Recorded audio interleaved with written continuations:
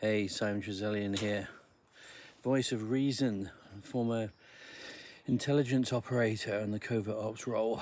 So let's try this a different way. So this is for entertainment purposes only. And I'm going to tell you a story. It's purely fiction story, but it's a story nonetheless. So human beings, for some while, have been in communication with, shall we say, outside entities.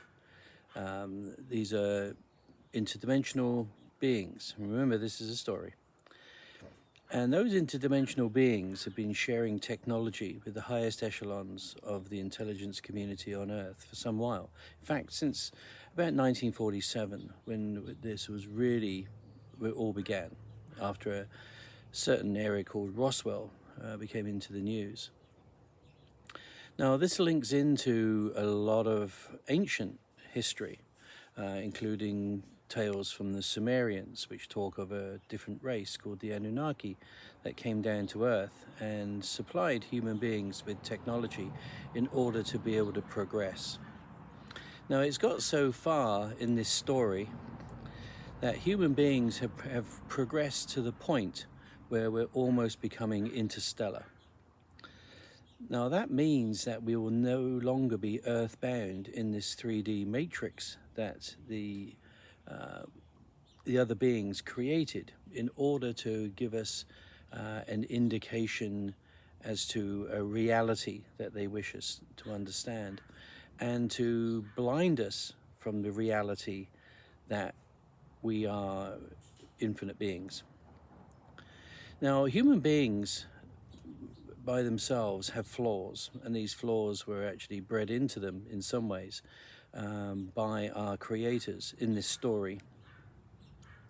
And that explains with the different DNAs, the different blood groups, the O negative element to that. And we can see that we hold not only some of the bloodlines, but also some of the flaws of our creators. So the creators have seen the problems that they created in history when they had their own wars. And they don't want us to go through the same thing, because human beings continue to have war. And that's okay, because it creates a balance in the world. But in this story, as soon as you start utilizing nuclear fission, it then becomes a threat not only to the nations that are involved, but also the planet itself. And the planet in this story is really delicate and needs to have a balance in order for these beings to be able to continue with their mission. And their mission is to increase the consciousness of this group of beings, which we call humankind, which are after their own image. So in this story, imagine that these beings monitor nuclear facilities, and have done since the early 40s, since the emergence of the atomic bomb. And a lot of these sightings of craft, which are interdimensional craft, and some are within the Earth itself, deep in the Earth and in the Earth's oceans, which they use to monitor us in the same way as they monitor us from the moon in this story. And the moon is a projection of a 3D matrix in this story. So imagine that things get out of hand with nuclear proliferation, and the beings have already been able to identify where our missiles are. They know that the missiles don't work, and they know that they can negate nuclear missiles. But imagine in this story that 40 nuclear warheads went missing after the breakup of the Soviet Union. So areas like Kazakhstan, Ukraine, in this story, lost some nuclear munitions, which found themselves in a very deep black market. And say in this story that someone was able to take one of those nuclear munitions, and in the view of trying to create and disrupt the world brought one of those nuclear munitions to the United States. At that point, different parts of the government that are in collusion with these beings in this story would seek to find that munition. And we have that ability now. It's called drones. And the drones go out there and can sniff for this, nuclear reactive munition in this story. And the plasma orbs in this story are the alien allies that too are trying to find this.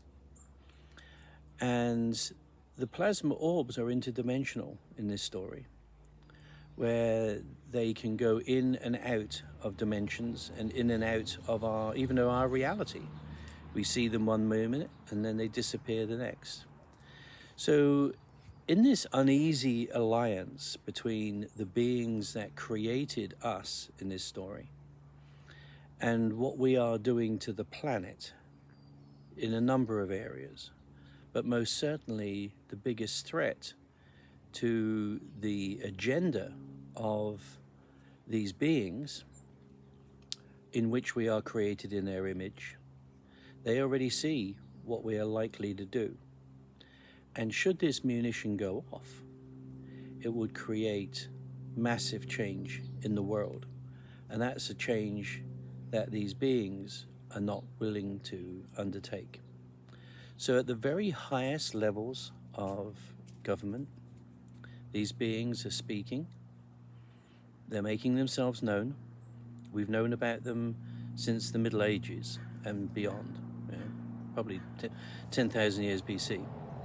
We've known about these, and they've been in constant contact with the leaders of our communities since time began. Now, as we emerge as a nuclear nation and species, we are now in the potential area of threat to destroy the planet in this story. And of course, this story is just pure fiction. Pure fiction. So there we are. Enjoy the story.